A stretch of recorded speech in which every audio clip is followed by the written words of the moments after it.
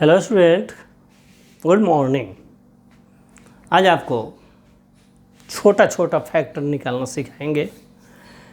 जब आपको छोटा छोटा फैक्टर निकालने आ जाएगा तो आप बहुत बड़े बड़े फैक्टर भी निकाल सकते हैं। ये किसी भी क्लास का फैक्टर निकालना है आप निकाल सकते हैं, किसी क्लास का भी।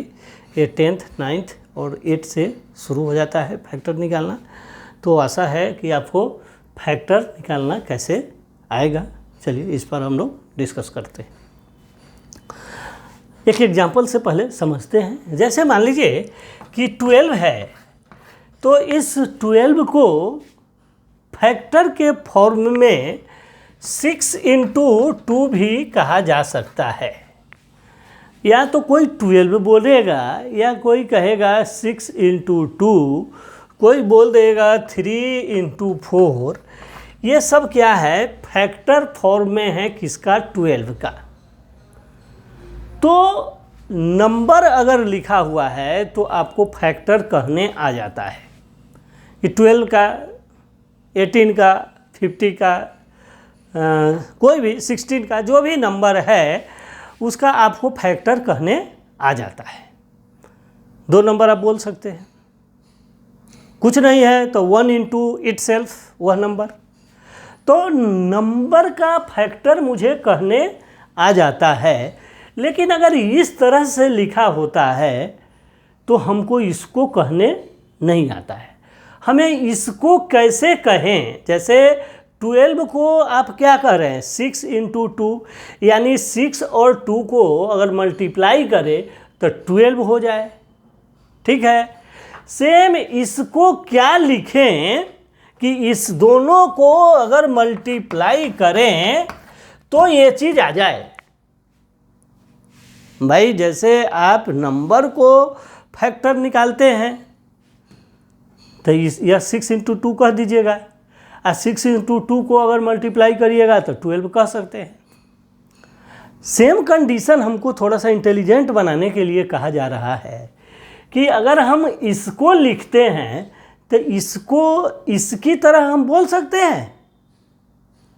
भाई अब नंबर को तो फैक्टराइजेशन करने आ गया। हाँ सर, नंबर को तो आता है। तो क्या अगर इस तरह से लिखा हुआ है तो क्या इसको भी ऐसा लिखा जा सकता है? यस, लिखा जा सकता है, लिखा जा सकता है। तो कंडीशन क्या है? सीखना होगा। क्या सीखें?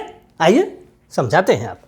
तो अब हम लोग समझते हैं कि इसको कैसे लिखना है कि 2 हमारा टर्म हो जाए और उस दोनों को अगर हम मल्टीप्लाई करें तो फिर यही चीज़ हमको मिल जाए। That method is factorisation.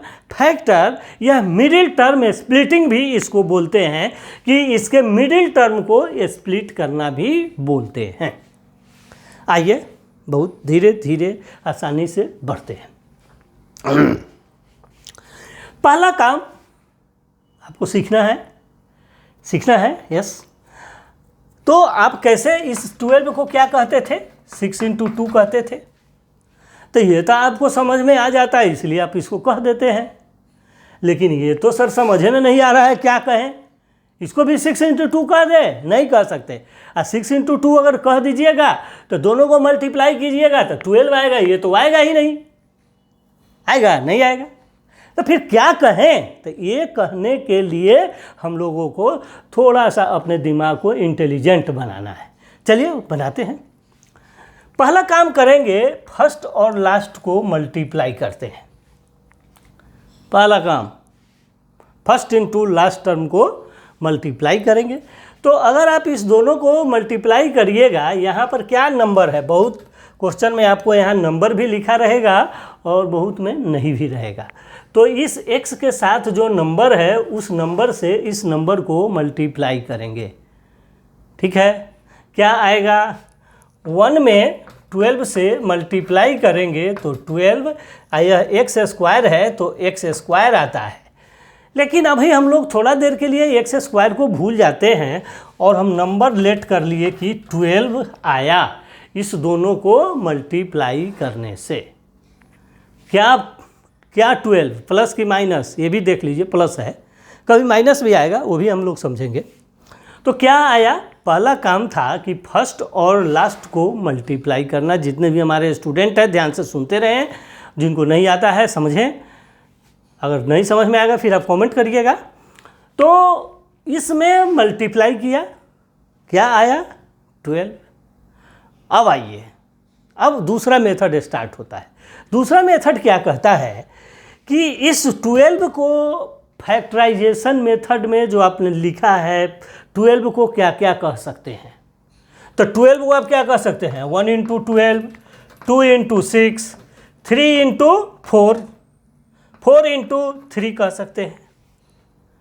अब इसमें देखिए कि क्या है, प्लस करने पर क्या आना चाहिए 7। ऐसा कौन सा इसमें नंबर है जिसको प्लस करने से 7 आ रहा है, यह नंबर है जिसको प्लस करने से 3 और 4 को प्लस करेंगे तो आंसर 7 आएगा और मल्टीप्लाई करेंगे तो 12 आएगा। इसलिए आप यहाँ पर इस दोनों के साथ x करके आप लिखेंगे। क्या लिखेंगे, एक्स स्क्वायर प्लस इस 7x को आप तोड़ के लिख रहे हैं क्या, 3x प्लस 4x प्लस 12। ये फर्स्ट टर्म को ऐसे ही लिखा जाता है, लास्ट टर्म को ऐसे ही लिखा जाता है। बीच वाले टर्म को आपको प्लस करके लिखना है जिससे 7x आ जाए। ये आ जाएगा 7x। क्या आया बात समझ में। सेकेंड कंडीशन, ये जो आपको आता है उसको ऐसे लिखना है कि प्लस करने पर 7 और मल्टीप्लाई करने पर 12 आ जाए। यही आपको फैक्टर में ढूंढने के काम आता है, इसीलिए आपको फैक्टर निकालना सिखाए थे। आया समझ में। अब क्या हुआ, अब 2 को आपको पेयर बनाना है। 2 को क्या करना है, एक जोड़ा और एक जोड़ा बना देना है। थर्ड स्टेप में क्या करना है, पेयर बना दीजिए। ठीक है, 3 स्टेप अभी तक हम लोग सीखे। पहला मल्टीप्लाई किए, दूसरा मिडिल टर्म को स्प्लिट किए और तीसरा अब क्या किए, पेयर बना दिए। चौथा क्या करना है, 4 स्टेप में आपका कैलकुलेशन हो जाएगा। और चौथा आपको क्या करना है, इस दोनों में कॉमन लेना है। आप लोग कॉमन भी सीखे हैं। क्या कॉमन होता है कि जो दोनों में हो उसको निकाल लेना, जो तेरे पास भी है और मेरे पास भी है। इसके पास क्या है, 2x है और इसके पास 1x है। इसका मतलब है दोनों एक x कॉमन दे सकता है। इसका मतलब है x हम कॉमन ले लेंगे। अच्छा, नंबर कॉमन भी लिया जाता है। नंबर कैसे कॉमन लिया जाता है, तो टेबल के फॉर्म में कॉमन लिया जाता है। कि जैसे देखिए कि इसमें 1 है, इसमें 3 है, तो कोई टेबल नहीं पढ़ा जा सकता है। 1 का टेबल आप नहीं पढ़ सकते हैं, 1 का टेबल से कोई फ़ायदा नहीं होता है। जैसे इसमें 4 और 12 है, तो आप इसमें 4 का टेबल पढ़िए तो 4 1 जा 4 और 4 3 12। तो इसमें नंबर कॉमन लिया जा सकता है। क्यों, क्योंकि इसका टेबल है, कोई नंबर है जिसका टेबल हम पढ़ रहे हैं और टेबल में से कॉमन लिया जाता है। चलिए आपको बात समझाते हैं। तो ये क्या हो गया, x, तो x कॉमन लिया तो बचेगा x और प्लस, तो प्लस, यह x कॉमन में आ गया है तो 3।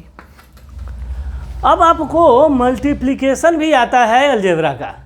अगर आप इसको मल्टीप्लाई करिएगा तो देखिए एक्स स्क्वायर और इस x से 3 में मल्टीप्लाई करिएगा तो प्लस 3x भी आ जाएगा। इसका मतलब है आपने जो कॉमन लिया है वह सही है, चूँकि आपका मल्टीप्लाई सही है। ये भी चेक कर लेना है, यहाँ पर मल्टीप्लाई कर लीजिए इसका इससे, यही आ जाएगा। अब यहाँ पर फैक्टर निकालने में ये कंडीशन है कि फर्स्ट जो आपको आ गया वही यहाँ भी आएगा। आप ऐसा लिख सकते हो कॉन्फिडेंस से। यहाँ जो कॉमन आया है वही यहाँ भी आएगा। तो आपने यही क्या आया था, x प्लस 3, तो हमने यहाँ लिख दिया x प्लस 3। तो इससे मल्टीप्लाई करते थे, जो कॉमन लेते थे उससे मल्टीप्लाई करके यह आता था। अब यहाँ इस दोनों में क्या लिखिएगा कि ये दोनों आए। सर अगर यहाँ 4 कॉमन ले लिया जाए तो ये क्या मल्टीप्लाई होके होगा, 4x और 4 3 जा 12। या आप इस दोनों में देखिए कॉमन 4 का टेबल है, 4 कॉमन लिया जा सकता है। 4 कॉमन लेंगे तो क्या बचेगा 1x, और यह 4 कॉमन लिया तो 3 बचेगा, 4 3 या 12, तो यहाँ पर 3 लिख देते हैं। इस तरह से कॉमन ले लिया, कॉमन ले लिया।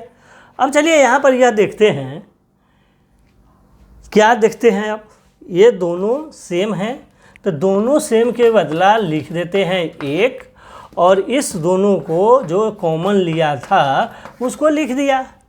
अब आप इस दोनों को मल्टीप्लाई करिए, यही आ जाएगा।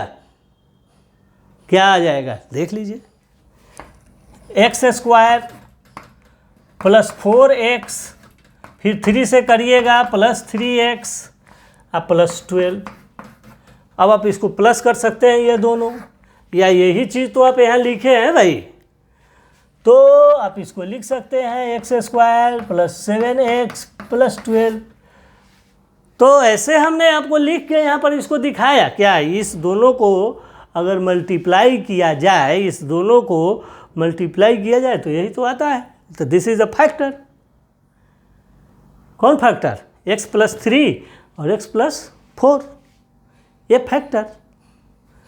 और वैसे भी इसका भी बहुत ट्रिक है, लेकिन आप लोगों को लॉन्ग डिवीज़न में इसको बनाना चाहिए पहले, फिर मैं आपको इसका ट्रिक बता दूंगा तो आप देख के ही बना दोगे, लेकिन मैं इसका ट्रिक अभी नहीं बताऊंगा, इसलिए कि पहले प्रैक्टिस होना चाहिए, लॉन्ग मेथड में आना चाहिए। जब आपको लॉन्ग मेथड समझ में आ जाएगा तो मैं फिर इसका ट्रिक बता दूंगा, आप देख के ही आंसर निकाल लोगे। चलिए, अगर आपको हमारा ये क्वेश्चन समझ में आया है तो प्लीज़ हमारे क्वेश्चन को, चैनल को क्या कहते हैं, वही कहते हैं, लाइक करो, सब्सक्राइब करो, शेयर करो, कमेंट करो। चलिए, हमारे वीडियो को देखने के लिए आपको बहुत बहुत धन्यवाद, शुक्रिया। Okay, tata, bye, take care.